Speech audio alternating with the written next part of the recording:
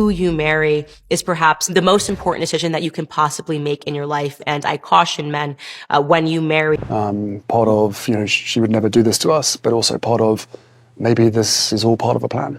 I mean, you really... But the moment that rehabilitation comes at the detriment of others, then that's where I draw the line. I don't think... From the very first second the news broke, you could feel it. That strange electric crack in the air that only hits when something massive is shifting behind palace walls. Reporters stopped breathing. Royal commentators scrambled for words, and every phone notification dinged like an alarm bell. Because suddenly, out of nowhere, the palace, that institution that survives on silence, that responds to crisis with a raised eyebrow and a cup of tea, decided to speak. And when the palace speaks, you know something's gone terribly wrong. The world woke up to a single phrase lighting up every screen. Sources confirm the prince experienced an emotional breaking point. Nobody needed the headline explained. Everyone knew exactly which prince they meant, Harry. And the timing? Brutal. But what happened next? Nobody saw it coming. Hit subscribe and the notification bell so you don't miss how this unfolds.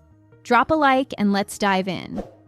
Just hours before that statement dropped, Meghan had appeared at another polished conference, delivering this carefully constructed speech about reclaiming narrative power.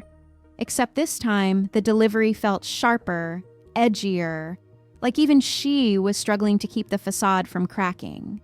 People noticed the clipped tone, the tight smile, the way she kept referencing being silenced in a room full of people who were literally there to hear her talk for 40 minutes straight. The irony wasn't lost on anyone watching. She spoke about finding her voice while standing at a podium with cameras pointed at her face and journalists scribbling down every word. It felt off, strained, like she was performing strength instead of actually feeling it. But that alone wouldn't have triggered a palace response. What did trigger it was something far deeper, something happening behind the glossy Instagram posts and the perfectly timed public appearances. According to palace insiders, the tipping point came during Harry and Meghan's latest attempt at rebranding. The whole thing was supposed to look effortless, authentic, relatable, but somewhere between the photo ops, the staged sincerity, and the dramatic pauses, meant to rebuild trust. Something inside Harry finally snapped. Witnesses described him as visibly exhausted and emotionally drained, with one claiming he looked like he wanted to be anywhere else on Earth. His eyes were distant, unfocused. And he's sitting there like, oh, like, I need a drink. He looks like he's lost the will to live in that image, in that video. Like he was physically present but mentally checked out. He fumbled over simple questions, hesitated before answering, and every now and then, you'd catch him staring off into nothing, like he'd forgotten where he was or why he was there. Meanwhile, Meghan, polished as always, kept pushing the talking points, correcting him mid-sentence, squeezing his arm whenever he veered even slightly off script. It wasn't subtle. People watching could see her fingers tighten, see her lean in with that forced smile, see her redirect the conversation the second Harry started to drift. And honestly, people felt it through the screen. That kind of tension doesn't hide. It radiates. You can feel it in your chest, that uncomfortable knot that forms when you're watching someone struggle and there's nothing you can do about it. Twitter went nuclear. Why does he look like he's about to cry? He looks trapped. This is hard to watch. Someone blink twice if you need help. The comments poured in by the thousands, and they weren't from tabloid reporters or royal critics. These were ordinary people, viewers who had no agenda, no vendetta, just genuine concern for what they were seeing. 10 minutes later, the clip hit TikTok. 30 minutes later, it had 2 million views. By noon, it was everywhere. Every major news outlet, every gossip site, every social media platform was dissecting the footage frame by frame. Body language experts appeared out of nowhere, analyzing Harry's posture, his facial expressions, the way his shoulders slumped forward like he was carrying an invisible weight. One expert pointed out how his hands shook slightly when he reached for the water glass. Another noticed how he avoided eye contact, staring at the floor instead of the cameras. And then there was that specific instance everyone kept replaying, where Meghan squeezed his arm and Harry flinched. Just barely, just enough to notice if you were paying attention. But people were paying attention. They were watching everything. And then the real shockwave hit. A palace aide, speaking in that classic chilly deadpan tone royals are practically born with, gave a quiet, devastating line to the press. The Duke has reached an emotional threshold. His well-being is now a priority concern. Nothing about Meghan, nothing accusatory, just a single sentence that said far more than it appeared to. The palace doesn't issue statements like that lightly. What she is trying to con us on now is whether she enjoyed it. She loved every minute of it. They don't acknowledge internal struggles unless something serious is happening. This wasn't damage control. This was a warning. Suddenly, the world wasn't talking about branding or PR storms or podcast launches. The conversation shifted entirely.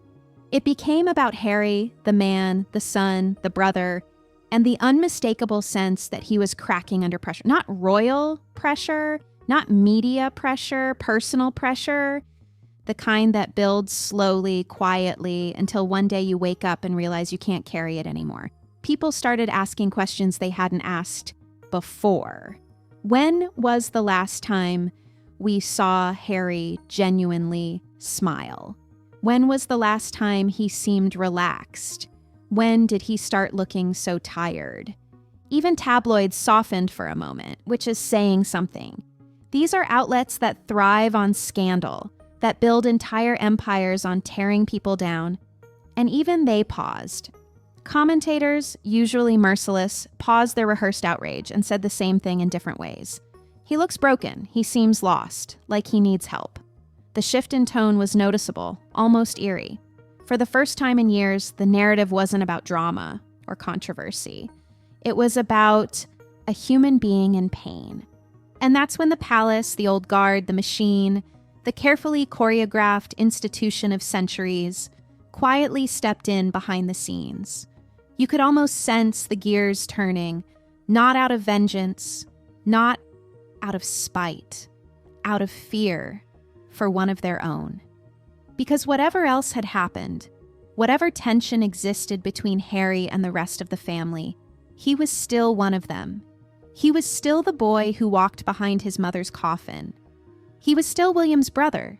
He was still the prince who served his country, who charmed the world, who once represented everything hopeful about the younger generation of royals. And now he was struggling, visibly, publicly, painfully. The palace couldn't ignore that. They wouldn't ignore that. Sources claimed Harry reached out to an old confidant, someone from his pre-Montecito life, and the emotional dam simply burst. Not a dramatic scandal, not some soap opera confession, but something far more human. He felt overwhelmed, lost, like he couldn't breathe. And those words, according to insiders, were the ones that sent alarms echoing across the palace corridors. Both Meghan and Harry have an intensity, a degree of called almost psychotic energy. This wasn't about bad press anymore, not about image management or reputation repair. This was about a man who was drowning, and everyone around him could see it happening in real time. Meanwhile, back in California, Meghan was reportedly furious at how the media interpreted the footage. Her team scrambled into action, attempting to rewrite the narrative with precision. Harry was fine. The couple was unbothered, and the rumors were baseless fabrications. They pushed out statements, coordinated with friendly outlets, tried every trick in the PR playbook. Except the public wasn't buying it. Not this time. Because the reactions weren't coming from tabloids anymore. They were coming from ordinary viewers with no agenda, folks who simply saw pain on a man's face and recognized it for what it was. One body language expert, and you know they come bursting out of the ground like mushrooms in times like these, said the clip showed classic signs of emotional fatigue. She added that Harry's shoulders telegraphed defeat. His posture was slumped, protective, like someone trying to make themselves smaller. His hands fidgeted constantly, never settling, never still. And his eyes, she pointed out, barely made contact with anyone. They darted around the room, looking for an exit that didn't exist. It was the kind of analysis that would normally feel overblown, except this time everyone watching could see exactly what she was talking about. The clip was reanalyzed, slowed down, zoomed in, picked apart frame by frame. You could practically feel the world holding its breath, watching a prince who once radiated mischievous charm, now looking like a shadow of himself. People started comparing old footage to the new clips. Harry at his wedding, beaming, genuinely happy. Harry on royal tours, laughing with children, joking with veterans. Harry before Meghan versus Harry now. The difference was stark, impossible to ignore. It wasn't just looking tired, it was something deeper. The light behind his eyes had dimmed. The energy that used to bounce off him had vanished. He looked hollow. Of course, Meghan's supporters fought back online, insisting the public was misinterpreting normal exhaustion. He's just tired from traveling. People are reading too much into a bad camera angle. This is just people looking for drama disguised as concern for Harry. The defenses came fast and furious, flooding comment sections and social media threads. She only does this when she's talking about business. She's under the impression that makes you think she's doing something. She's actually working. But even her most loyal defenders couldn't explain the palace's sudden involvement. Because here's the thing, the palace doesn't speak to defend drama. They don't issue statements about tired princes or bad camera angles. They speak when there's vulnerability. They speak when they sense danger. They speak when they fear a prince might be slipping out of reach. And that's exactly what this felt like. A man stretched too thin, carrying too much, locked in a life that doesn't fit, but can't be escaped without consequences. Each smile looked rehearsed. Public appearances felt like performances he was barely getting through. And the more people watched, the more they noticed the little things. The way Harry's laugh didn't quite reach his eyes anymore. The way he'd pause mid-sentence like he'd forgotten what he was supposed to say. The way he'd look off to the side, checking for approval before finishing a thought. These weren't the actions of a confident man living his truth. These were the actions of someone who'd learned to walk on eggshells. Then late that night, another leak hit the press. Harry had reportedly withdrawn from an upcoming appearance, citing personal reasons. This was big, huge actually. The Sussexes never cancel anything they can use for publicity. Ever. They'd show up to the opening of an envelope if there were cameras involved. So for Harry to pull out of something, especially without a detailed explanation, meant something serious was happening behind closed doors. Commentators were stunned. Social media was on fire. Theories were multiplying by the second. Something was happening. Something real. Something raw. And the question everyone asked was the same. Did Meghan push him too far? Did the pressure finally crush him? And what exactly did the palace know or fear that made them step in now? Because whatever broke inside Harry didn't happen overnight. This had been building for years, slowly, quietly, like cracks forming in a foundation nobody bothered to check. The relentless PR cycles, the constant need to stay relevant, the manufactured controversies designed to keep them in headlines. It all added up. And now, finally, it seemed like Harry had reached his limit. The facade was crumbling, and no amount of damage control could hold it together anymore. She is so consumed by an obsession with presenting this perfect package. The moment Harry canceled that appearance, the story detonated. Not a quiet ripple, not a polite murmur, a full-blown international earthquake. Phones buzzed nonstop. Morning shows scrapped their planned topics. And royal reporters who had just sat down with their coffee spit it out mid-sip. And While the world spiraled, Meghan made her move. She didn't wait. She didn't hesitate. She struck immediately with what insiders described as controlled fury. Her team blasted out an email insisting Harry was only resting, that the footage online was misleading, and that the palace statement was misinterpreted. Except here's the problem. Nobody ever misinterprets a palace statement. Those things are crafted word by word by a small army of PR wizards who spend their lives calculating emotional fallout. If they hint that Harry is struggling, they mean exactly that and more. People weren't buying Meghan's spin. They never do when a story feels this raw. Still, Meghan doubled down. She popped up in front of cameras at a charity event looking hyper-polished, hair flawless, smile calibrated. The whole everything is perfect energy turned to maximum brightness. But her eyes, even through the screen, viewers saw something wild flickering there. Frustration simmering just beneath the glossy exterior. It was the kind of look you can't fake away, no matter how good your makeup team is or how perfectly your PR squad briefs you. The cracks were showing and everyone watching could see them. Meanwhile, across the Atlantic, the palace machine was spinning faster than it had in years. A confidential meeting was held between William, senior advisors, and mental health specialists. Not to strategize against Meghan, but to protect Harry. People forget whatever drama exists, William still sees Harry as his little brother, someone he grew up protecting, someone he still worries about, even after everything. The bond might be strained, might be tested, but it's still there, buried under years of hurt and distance. Insiders whispered that William wanted to reach out directly, but advisors warned it could backfire, creating more tension or adding to the stress. So instead, the palace prepared a public gesture. Subtle, elegant, perfectly British. They released an old photo of the brothers at a charity event, smiling, arms around each other. No caption, no explanation, just a reminder of who Harry used to be. And the internet lost its mind. William's extending an olive branch.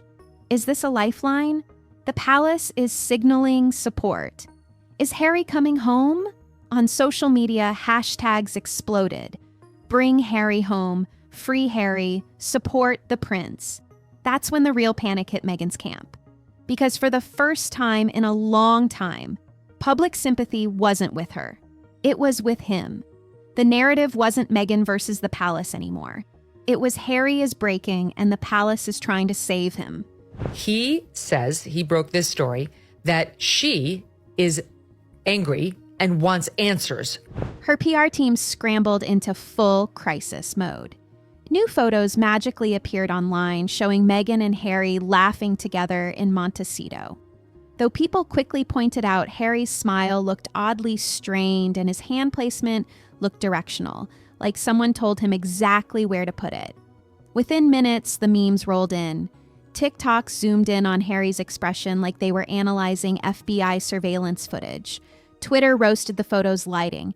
Instagram accounts whispered the obvious. He looks checked out. That's not a real smile. You can see it in his eyes. Meanwhile, the palace wasn't done. A second insider leak hit the press claiming Harry had expressed longing for stability and homesickness for the UK. The phrasing didn't sound like Meghan's language. It didn't sound like Harry's either. It sounded like a message, a very carefully crafted message. A warning shot across the Atlantic, and Meghan knew it. She could read between the lines better than anyone. The palace was making moves, quiet moves, strategic moves, and she was losing ground. That evening, she reportedly stormed through the Montecito estate in full meltdown mode, demanding to know which staff members might be quietly feeding information to London. Tension skyrocketed. Voices were raised. The atmosphere was combustible. According to one source, Harry, meanwhile, slipped into his home office and shut the door behind him. Not to call Meghan's PR team, not to prepare a statement, not to plan damage control, but to call someone from the UK, someone who knew him before all this, someone who remembered the Harry who laughed easily, who joked with soldiers, who felt at home in his own skin. And after that call, the emotional dam finally broke. Sources whispered that Harry cried, not out of anger, but out of sheer suffocating exhaustion. He confessed he felt torn between two worlds, between two identities, between two futures, and worst of all, between two loyalties. The weight of trying to be everything to everyone while losing himself in the process had become unbearable. He didn't know who he was anymore, didn't know what he wanted, didn't know how much longer he could keep pretending everything was fine when nothing felt fine at all. When he finally walked back into the hallway, Meghan was standing there, arms crossed, waiting. The tension in the air was thick enough to cut. She'd been listening, or at least trying to. She knew something had shifted. Because, you know, when you're the bride, it's all about you. Yeah. And that lady over there is going to get all the pictures, and that's going to be rather annoying. Something fundamental. And she wasn't about to let it go without a fight. "Are you with me?" she asked, her voice low, controlled, but with an edge sharp enough to draw blood. "Or against me?"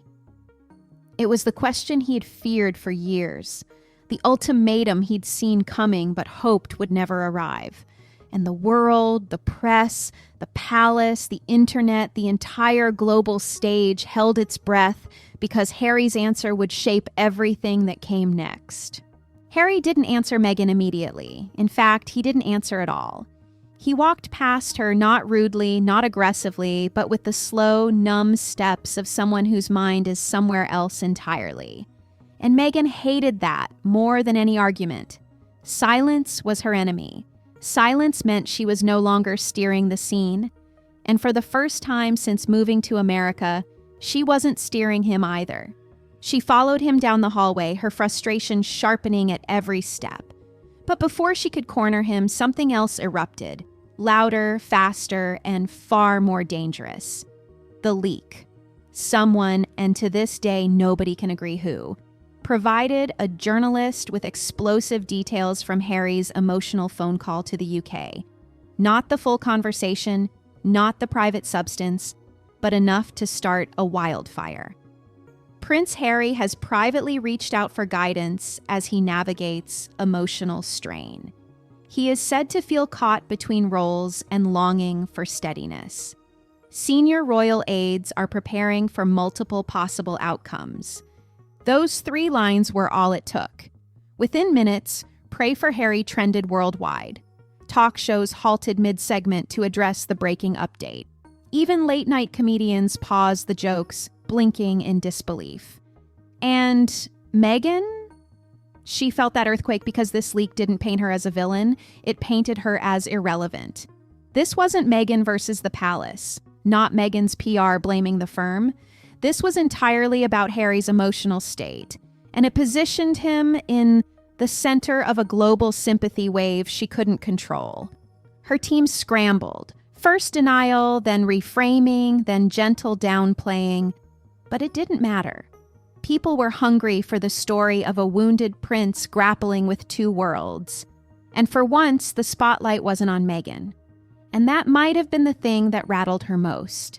Because while Meghan thrives in applause, Harry thrives in protection. Baseball fans in the US have had a slightly unfriendly reaction to Prince Harry and Meghan showing up to a game. And protection is exactly what the palace subtly offered him that day. Behind closed doors at Buckingham Palace, William reportedly paced the room, jaw tight, looking older than his years. Not with anger, with worry. Advisors debated protocols. Some urged caution. Others urged decisive action. William just wanted the truth. Is he safe? That question alone shook the room, because it wasn't about optics or image or family reputation. It was about Harry, the person, the human being who was clearly struggling and needed help. Meanwhile, Meghan was pacing too, but for a different reason. She wasn't losing followers, she wasn't losing brand deals, she wasn't even losing media control. She was losing narrative gravity. For the first time since the royal exit, the story wasn't orbiting her, and she wasn't about to let that continue. That evening, Meghan demanded an emergency call with her PR chiefs. What followed, according to sources, was intense. She didn't shout. She didn't cry. She didn't crumble. She strategized like a general planning a counterattack. "We're not letting them make him look weak," she snapped. "He's not unstable. He's not fragile. This is spin, and we fight it." But even her team knew this wasn't palace spin. This wasn't tabloid manipulation. This was Harry's reality leaking through the cracks. Just as the public sympathy was building, the palace made another move. A royal source, anonymous, strategic, and chillingly calm, gave one quiet sentence to a respected newspaper. "There are growing concerns for the Duke's long-term well-being." That was it. That single line, and it changed everything. Suddenly, it wasn't just gossip, it wasn't just drama, it wasn't just royal intrigue. It was a mental health alarm being raised by the very institution Meghan spent years criticizing. Hollywood took notice, political commentators took notice, even people who had no interest in the royals stopped scrolling. And Meghan, her worry turned into something sharper, because now she wasn't just losing narrative control. She wasn't just losing public sympathy. She was losing something far more terrifying: the ability to predict Harry. She had no idea what he had said on that call to the UK. No idea who he called after. No idea how much pressure he was carrying internally. Harry, what do you think about destroying the royal family? Meghan, you destroyed the royal family! No idea which part of him was cracking and which part was reaching out. And the palace, they smelled the shift. Not maliciously, not gleefully, not strategically in a vengeful way, but protectively. They moved quietly, subtly, like a shadow lowering itself between Harry and the storm. That night, 3 cars pulled into a side entrance at Kensington Palace. Senior advisors summoned for late-night consultations. Nobody confirmed the topic. Nobody denied it either. But one insider left the building at 3 a.m, pale-faced, whispering into their phone. "It's worse than we thought." The palace wasn't just worried about Harry's public image. They were worried about Harry himself. And when the palace worries, when they actually step in and take action, it means the situation has crossed a line from uncomfortable to genuinely concerning. The next morning, the atmosphere in Montecito was different. Harry woke up before sunrise, not because of the noise, not because of stress, but because his phone had vibrated nonstop through the night. He didn't check any of the texts at first. He just sat there on the edge of the bed, staring at the muted glow leaking through the curtains. Meghan was still asleep, breathing evenly, unaware of the tidal wave about to hit them both. When Harry finally opened his messages, he didn't start with the celebrities or the journalists or the agents trying to take the temperature. He opened the thread from someone he hadn't heard from in weeks: William. There were only 3 messages. "Call me when you can. We're concerned. This is not a battle. We just want you safe." Harry's eyes lingered on that last line. Not angry, not accusatory, not strategic, just protective. That was the moment something inside him loosened, like a buckle he didn't realize was cinched too tightly. But before he could reply, the next blow hit. A major London outlet dropped an article at 6 a.m. UK time, midnight in California, and the headline lit up Harry's screen like a flare. Palace source: Harry is at risk of collapse if tensions continue. No blame, no scandal, just a stark clinical warning. And mysteriously, nobody in the palace denied it. Harry shut his eyes, exhaling. This was turning into something bigger than a feud, bigger than PR, bigger than Meghan's panic. Across the hallway, he could hear her stirring. Block her, please, please. Meghan. Security. Hi, Meghan. Security, don't push your hands, sir. Hi, Meghan. What are we here, Meghan? He knew within minutes she'd be up, fully charged, ready to go into crisis mode. And that terrified him. Not because she meant harm, but because he simply didn't have any more strength to give.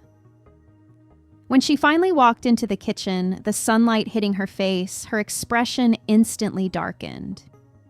"You've seen the headline," she said. It wasn't a question. Harry didn't answer. Harry, she repeated, her voice sharper now. This is coordinated. They are framing you as unstable. They're circling you. They want control. He shook his head slowly. No, they want me back. Sure. But they're not attacking. They're worried. Meghan's jaw clenched. Worried is just another word for leverage. She wasn't yelling. That was the scary part. Her voice was steady, calm, almost surgical, the tone she used when she believed she was the only one truly seeing the battlefield. Harry finally looked at her, really looked at her. I just need a minute, he whispered. But Meghan wasn't wired for a minute. Not today. Not after the leaks, the headlines, the sympathy erupting around her husband. A sympathy she couldn't control, couldn't shape, couldn't redirect. She reached for her phone with the same determination she'd used before a major PR push. Meghan, don't, he said quietly.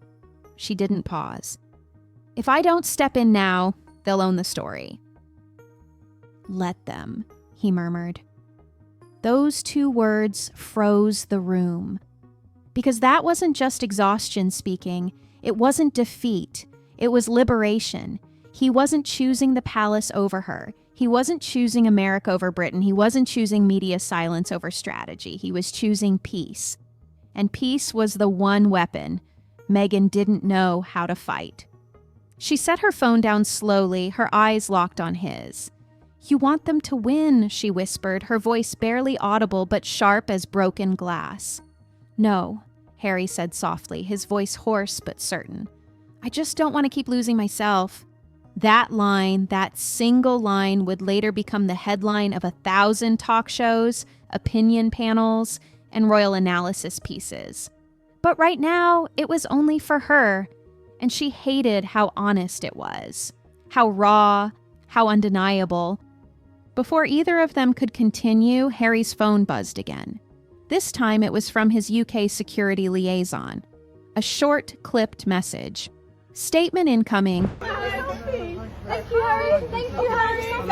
Thank you so much. We love you, Harry. Thank you so much. Approved by senior office, not hostile.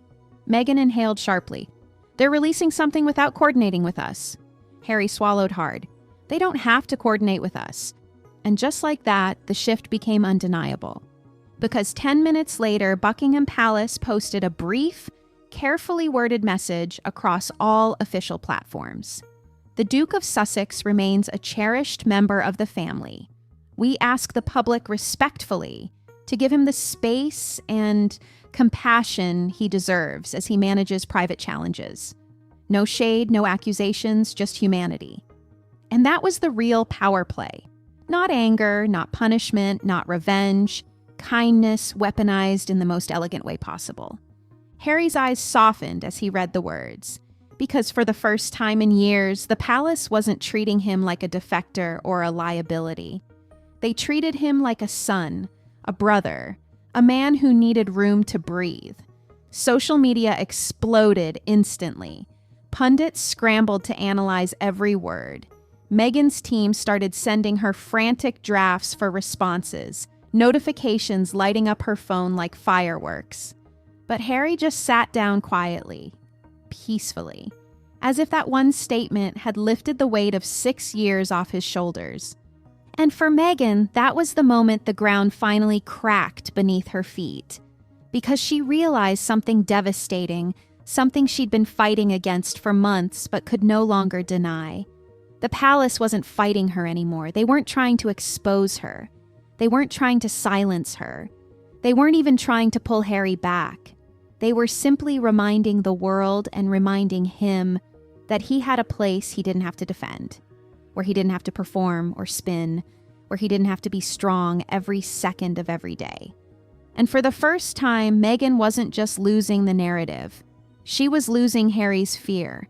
Because once a man stops being afraid of disappointing you, he becomes very, very hard to control. She could see it in his eyes, the way he looked at that palace statement. Not with anger or resentment, but with something that looked dangerously close to relief. And that scared her more than any headline, any leak, any public criticism ever could. because fear she could work with, fear she understood. But relief, hope, the possibility of peace, those were things she couldn't spin, couldn't manage, couldn't turn into another PR victory. The rest of that day unfolded in strange, tense silence. But there were people, there were women who worked for her who were absolutely broken by her. They felt humiliated, they felt bullied. Meghan made calls, lots of them, her voice sharp and strategic behind closed doors. Harry stayed quiet, responding to messages from the UK, taking calls she wasn't privy to. The distance between them grew with every hour, not physical distance, but something deeper. Something that no amount of staged photos or coordinated statements could bridge. By evening, the tension in the Montecito house was suffocating. They moved around each other like strangers, polite but disconnected, each operating in their own world. That night, Meghan tried one more approach. She sat down next to Harry on the couch, her voice softer, gentler, the version of herself she used when she needed to pull him back in. "We're a team," she said quietly. "We've always been a team. Don't let them divide us." Harry looked at her, and for a moment she thought she had him. But then he spoke, and his words cut deeper than any palace statement ever could. "I don't think they're trying to divide us, Meghan. I think I've been divided from myself for a long time. And I just want to feel whole again." The palace corridors were buzzing in a way they hadn't been in decades. Even the usually stoic aides were whispering to one another, glancing over their shoulders as if the walls themselves might leak secrets to the world. Harry's situation had gone beyond private anguish. It had become a full-blown concern, a living, breathing crisis that no one in the royal family had anticipated. Courtiers exchanged anxious looks, some sympathetic, some bewildered, because no one had ever seen the Duke of Sussex unravel like this in front of the inner circle. Reports trickled in that Meghan had issued a series of new demands, unprecedented, audacious, and increasingly controlling.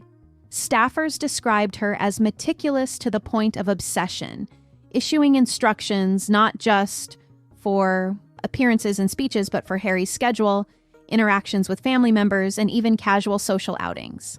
Insiders claimed she was reviewing every letter, call, and text Harry sent, apparently insisting on approvals for conversations he had once handled freely. Sources whispered that Harry's once confident demeanor had eroded under the strain. It wasn't just about public image anymore. It was about the constant pressure to comply, to perform, to avoid what Meghan would perceive as errors. One insider revealed, "He's a shell of the man we knew. It's heartbreaking. You can see him trying to keep up, trying to smile, but the cracks are everywhere." They're now pulling in completely different directions. A seismic moment in the past 48 hours. And every time he slips, Meghan notices. Every time he says something off script, she redirects him. The palace's response, as expected, was discreet but deliberate. Senior aides were called in for emergency meetings. There were quiet consultations with psychological experts familiar with the pressures of royal life, and some counselors reportedly suggested a form of protective space be created for Harry away from constant scrutiny. But the challenge wasn't just about logistics. It was about finding a way to help without making things worse.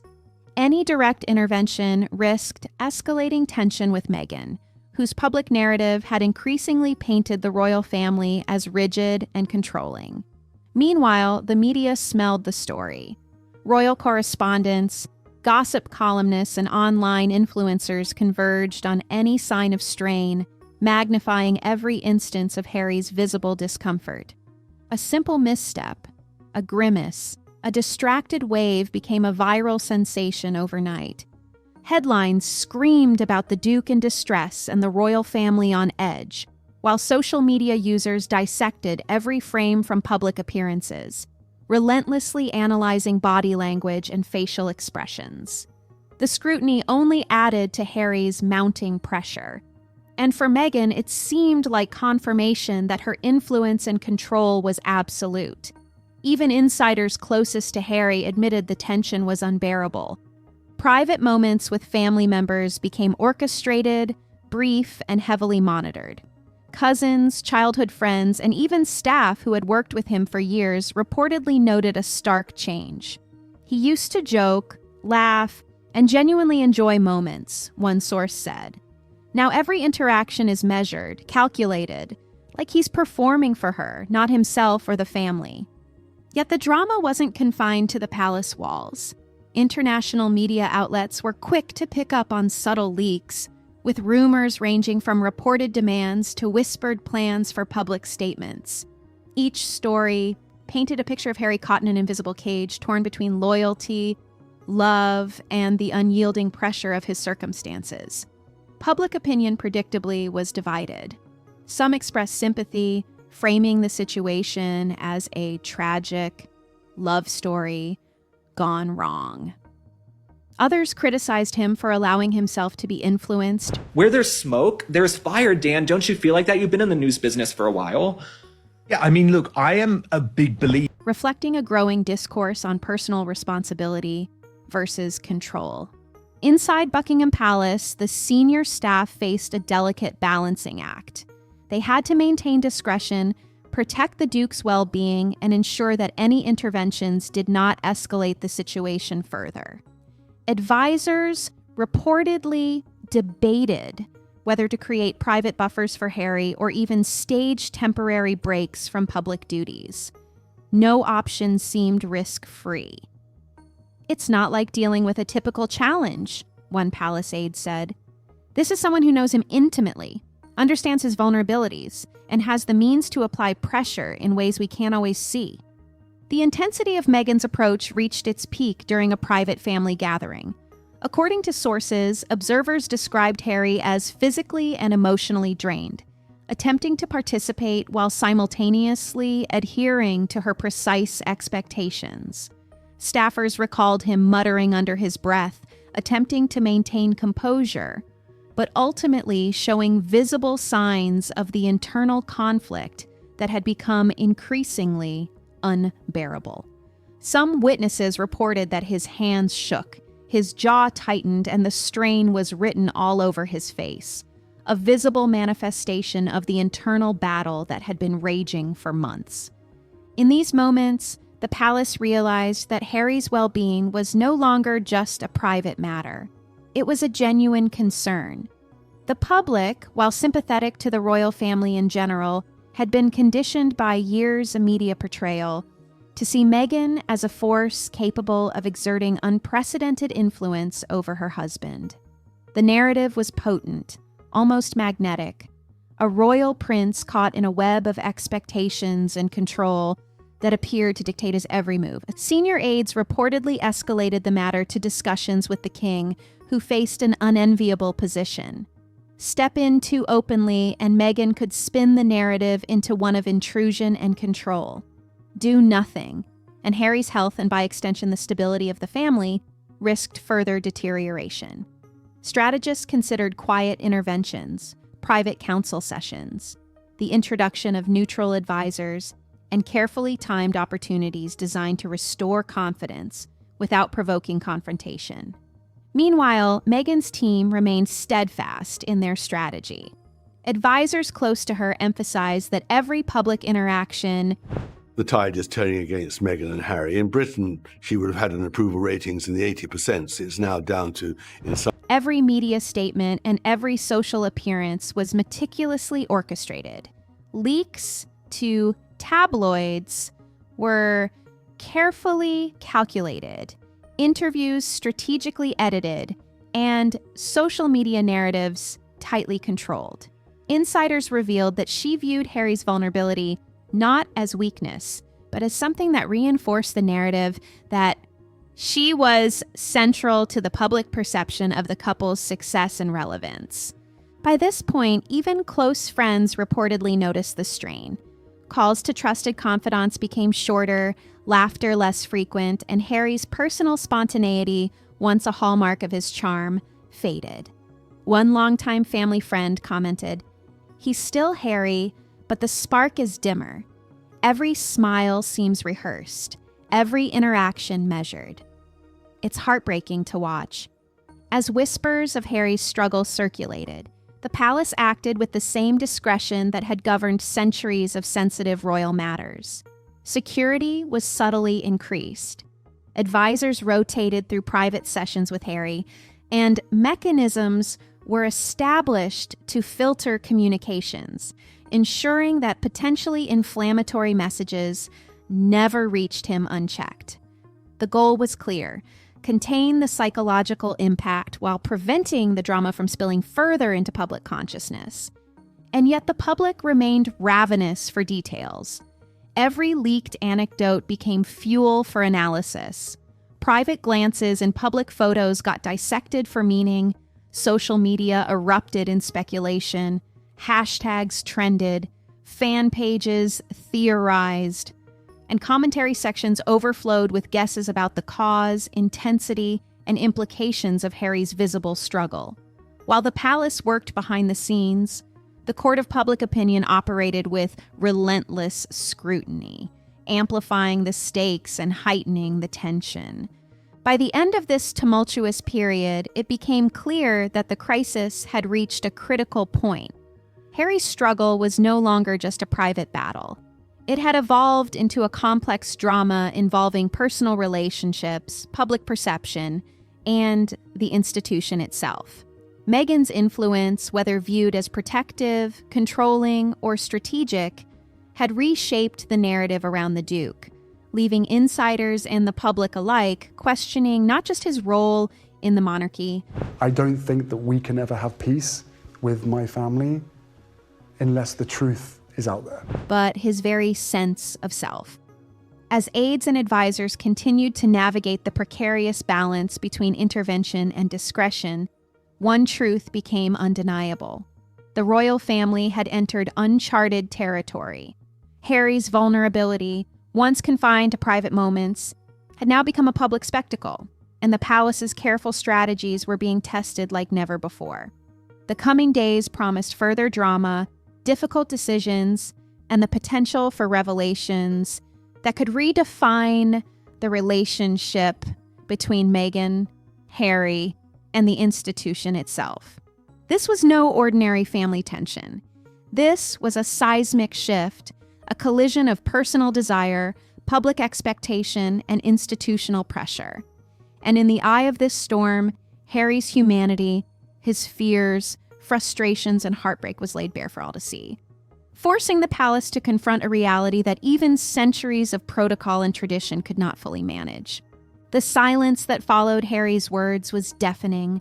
Meghan sat there, frozen, her carefully constructed armor suddenly useless against the quiet honesty of what he'd just said. She opened her mouth to respond, to counter, to pivot the conversation back to safer ground. But nothing came out. For once, she had no strategy, no reframe, no angle. Because you can't argue with someone who's not fighting back. You can't spin someone who's telling the raw, unvarnished truth. Harry stood up slowly, exhaustion written in every movement. "I'm going to bed," he said quietly, and walked out of the room without looking back. Meghan stayed on that couch for another hour, staring at the spot where he'd been sitting, her mind racing through scenarios, outcomes, contingencies. But no matter how many angles she considered, she kept coming back to the same terrifying realization. She was losing him. Not to the palace, not to William, not to some grand conspiracy. She was losing him to himself, to the version of Harry that existed before all the PR strategies and damage control and carefully orchestrated narratives. The next morning arrived with a strange, heavy stillness. Harry woke up early again, but this time there was something different in his eyes. Not anger, not resentment, just a quiet clarity that hadn't been there before. And if you let that creep in, the damage it can do to your family life is something that I vowed would never happen to my family. And so He checked his phone and saw a new message from William. "The offer stands. Whenever you're ready. No pressure, just know you have a home here." Harry read it 3 times, his throat tight, his chest aching with a longing he'd been suppressing for years. When Meghan finally emerged from the bedroom, she found Harry already dressed, sitting at the kitchen table with his coffee, looking out at the Montecito Hills. She approached cautiously, reading his body language the way she always did, searching for an opening, a vulnerability she could work with. "Did you sleep okay?" she asked, her voice softer than usual, almost tentative. Harry nodded without turning around. "Yeah, actually, I did." That simple answer rattled her more than an argument would have, because it meant he wasn't torn up about their conversation. He wasn't second-guessing himself or spiraling into guilt. He was calm, centered, and that was dangerous. "We should talk about yesterday," Meghan said, pulling out a chair and sitting across from him. Harry finally looked at her, and what she saw in his face made her stomach drop. It wasn't coldness, it wasn't hostility, it was distance. Emotional distance that no amount of conversation could close. "What's there to talk about?" Harry asked gently. "I meant what I said. I just want to feel whole again." Meghan leaned forward, her PR instincts kicking in despite herself. "And you think running back to the palace will make you whole? You think going back to that life, to that system that trapped you, controlled you, used you is the answer?" Her voice was rising now, the careful softness replaced by urgency. "They're manipulating you, Harry. Can't you see that? This is what they do. They wait until you're vulnerable, and then they swoop in with their concern and their family values. And suddenly, you forget everything we've been through." Harry just looked at her, and for the first time in years, he didn't flinch. He didn't apologize. He didn't try to explain or defend or justify. He just spoke his truth. "Maybe they are reaching out because I'm vulnerable. But vulnerability isn't weakness, Meghan. It's honesty. And maybe I need people around me who can handle my honesty without turning it into a crisis that needs managing." The words landed like a physical blow. Meghan's eyes widened, her breath catching, because that wasn't just an observation. I hope we don't go back to some of the practices in the past that, Harry and I had to grow up in. I think it's safe to say that change is on my agenda. That was an indictment, a quiet, devastating critique of everything they'd built together. "That's not fair," she whispered, her voice shaking now. "I've protected you. I've stood by you when the whole world was against us. I gave up everything for you." "I know," Harry said softly, and there was genuine sadness in his voice. "And I'll always be grateful for that. But somewhere along the way, protection turned into control, and I can't live like that anymore. I won't." He stood up, walking to the window, his back to her. "I need space, Meghan. Real space. Time to figure out who I am when I'm not performing for cameras or managing narratives or worrying about what the next headline will say." Meghan felt panic rising in her chest, the kind of panic she hadn't felt since the early days of media attacks and royal rejection. But this was different. This wasn't external. This was Harry, her Harry, pulling away from her in real time. "So, what are you saying?" she asked, her voice barely above a whisper. "Are you leaving me?" Harry turned around, and the pain in his eyes was unmistakable. "I'm not leaving you. I'm just trying to find myself. And I need to do that without feeling like every step I take is being watched, analyzed, and approved." He paused, swallowing hard. "I think I need to go back to the UK for a while. Not permanently. Just to reconnect with parts of myself I've lost. To see my family. To breathe without feeling like I'm on stage." The room went silent. Meghan stared at him, her mind spinning, calculating, trying to find the right words to pull him back from this edge. But for the first time in their relationship, she realized there might not be any right words. Because Harry wasn't asking for permission.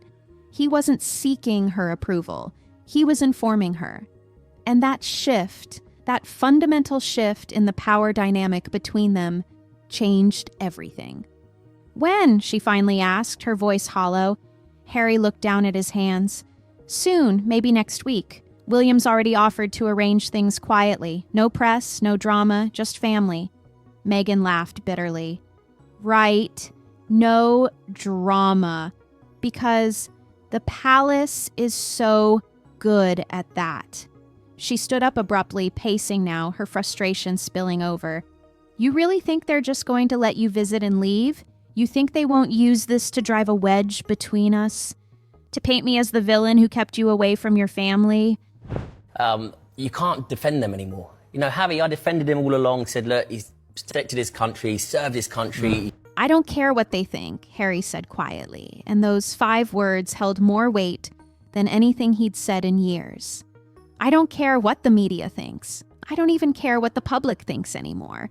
I just care about finding peace. And I can't find it here, not like this. Meghan stopped pacing, her eyes filling with tears she refused to let fall. So I'm the problem. That's what you're saying. Harry shook his head. No, we're the problem. This life we've built, these walls we've put up, this constant battle against everyone and everything, it's killing me, Meghan. And I think it's killing you too, even if you won't admit it. She wanted to argue. She wanted to fight back with every weapon in her arsenal. Every perfectly crafted argument, every emotional appeal. But looking at Harry's face, at the exhaustion and the determination and the quiet resolve, she knew it wouldn't work. Not this time.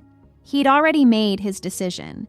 The only question now was whether she would support it or try to tear it down. Fine, she said finally, her voice cold, defensive walls slamming back into place.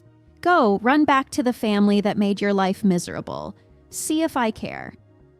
But even as the words left her mouth, she knew they were a lie. She did care. She cared desperately. But admitting that, showing that vulnerability, felt like losing. And Meghan Markle didn't lose. Harry didn't respond to the bitterness. He just nodded slowly, sadly, like he'd expected exactly this reaction. I'll make the arrangements, he said quietly, and walked out of the kitchen, leaving Meghan standing alone in the streaming California sunlight, feeling for the first time since she'd entered the royal family like the ground beneath her feet was crumbling, and there was nothing, absolutely nothing, she could do to stop it. The days that followed were a blur of quiet arrangements and loaded silences. Harry made his calls to London, speaking in hushed tones behind closed doors. Meghan watched from a distance, her expression unreadable, her PR instincts battling against the raw emotion she couldn't quite suppress. The Montecito house, once filled with the energy of constant strategizing and media management, now felt heavy with unsaid words and parallel lives moving in different directions. People and celebrities and companies are distancing themselves from the Sussexes because they... When the day finally came for Harry to leave, there was no dramatic scene, no tearful goodbye, no last-minute plea.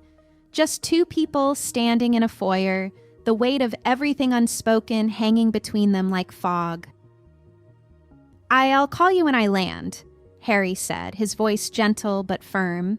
Meghan nodded, her arms crossed protectively over her chest. Sure, she replied, the word clipped, guarded. Harry picked up his bag, hesitated for just a moment, then walked toward the door. He paused with his hand on the handle, turned back one last time. This isn't the end, Meghan, it's just a pause. Time for both of us to figure out what we really want. She didn't respond. She couldn't, because admitting what she really wanted meant admitting she might have already lost it. The car pulled away from the Montecito estate, and Harry watched the house disappear in the rearview mirror. He felt a strange mixture of guilt and relief, sadness and hope. For the first time in years, he was making a choice that was entirely his own. Not dictated by royal protocol, not managed by PR teams, not shaped by public opinion. Just his choice. And that freedom, terrifying as it was, felt like the first real breath he'd taken in a long time.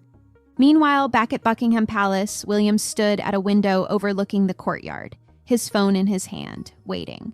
When the text finally came through, just landed, on my way, He closed his eyes, exhaling deeply.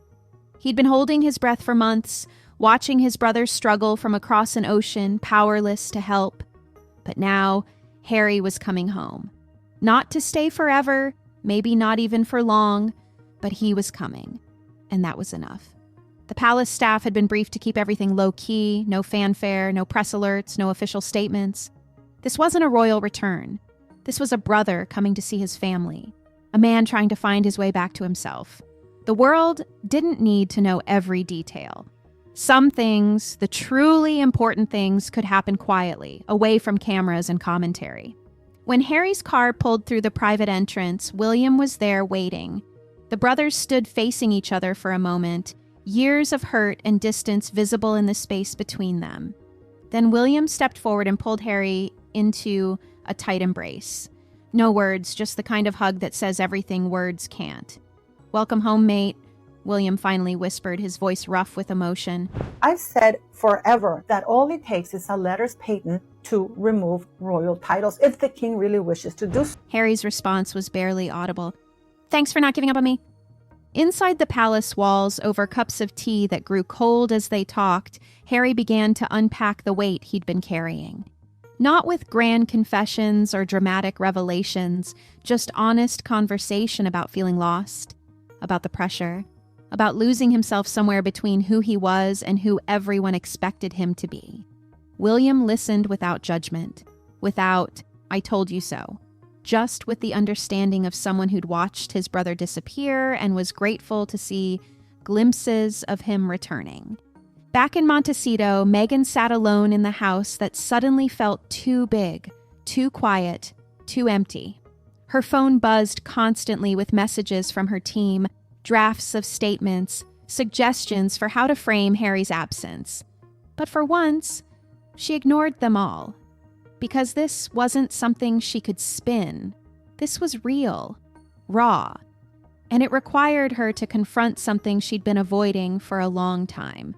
The question of whether the life they'd built was actually the life either of them wanted, or just the life they'd convinced themselves they needed.